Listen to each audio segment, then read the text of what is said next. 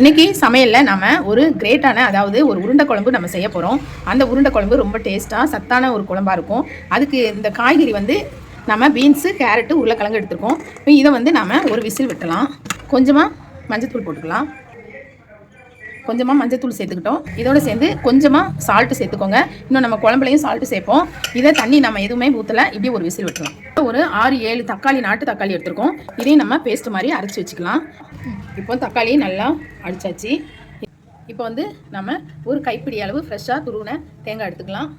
10 முந்திரி எடுத்துக்கலாம். 5 சின்ன வெங்காயம் எடுத்துக்கலாம். 2 பச்சை மிளகாய் போட்டுக்கலாம். கொஞ்சமாக கசகசா சேர்த்துக்கோங்க. கொஞ்சமாக சோம்பு சேர்த்துக்கலாம். நம்ம இப்போ பேஸ்ட் மாதிரி அரைச்சிட்டு வந்துடலாம். இப்போ இதை நல்லா பேஸ்ட் மாதிரி அரைச்சி வேக வச்ச காய்கறி நல்லா வெந்திருக்கு. அதை ஒரு விசில் தான் விட்டோம் இல்லையா, இதை அப்படியே ஒரு பல்ஸ் மோடில் நம்ம போட்டு வந்துடலாம். காய் அப்படியே ஃப்ரெஷ்ஷாக இருக்குது. இந்த மாதிரி நீங்கள் அரைச்சிக்கோங்க. நீங்கள் பேஸ்ட் மாதிரி அரைக்காமல் கொஞ்சம் பல்ஸ் மோடில் போட்டு அரைச்சிக்கோங்க.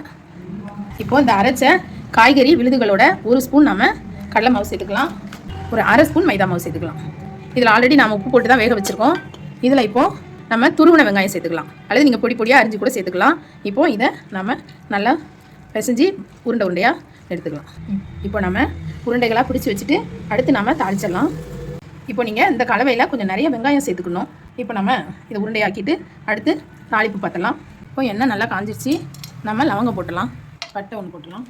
இது கூட நம்ம அரைச்சி வச்சோம் இல்லையா, அந்த விழுதை சேர்த்துக்கலாம். நம்ம காய்கறி வேக வைக்கும்போது அந்த உருண்டையில் சால்ட் இருக்குது. இதில் கொஞ்சமாக கல்லுப்பு சேர்த்துக்கலாம். தேவையான அளவு குழம்பு மிளகாத்தூள் சேர்த்துக்கலாம். இதில் நாம் இப்போ கொஞ்சமாக இஞ்சி பூண்டு பேஸ்ட் கலந்துக்கலாம்.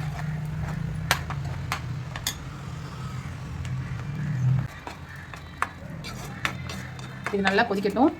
இதில் இப்போ கொஞ்சம் தண்ணி கலந்துக்கலாம். இன்னும் கொஞ்சம் நம்ம தண்ணி கலந்துட்டோம். இது நல்லா கொதிக்கட்டும். இப்போ நம்ம இந்த உருண்டைகளை இதில் சேர்த்துடலாம். இந்த உருண்டைகள் நல்லா வேகட்டும். நீங்கள் இந்த உருண்டையை பொரிச்சு போடனாலும் போடலாம், ஆனால் இப்படி போட்டாலும் நல்லாயிருக்கும். இந்த உருண்டைகள் நல்லா வேகட்டும். வெஜிடபிள்ஸ் உருண்டை இதில் நம்ம பீன்ஸு, கேரட்டு, உருளைக்கிழங்கு நம்ம சேர்த்துருக்கோம். வேறு காய்கறிகள் நீங்கள் சேர்க்கனாலும் சேர்க்கலாம்.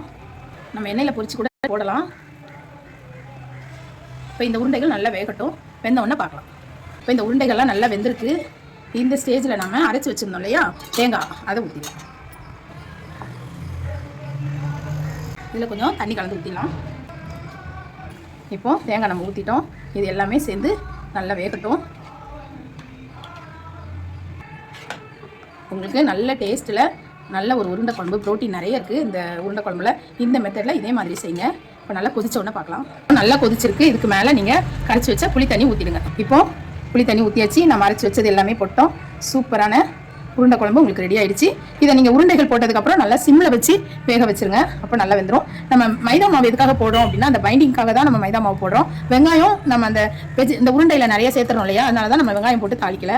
இதே மெத்தடில் இதே மாதிரி செஞ்சு பாருங்கள். ரொம்பவே சூப்பராக இருக்கும் இந்த உருண்டை குழம்பு. சூப்பரான உருண்டை குழம்பு ரெடி ஆயிடுச்சு.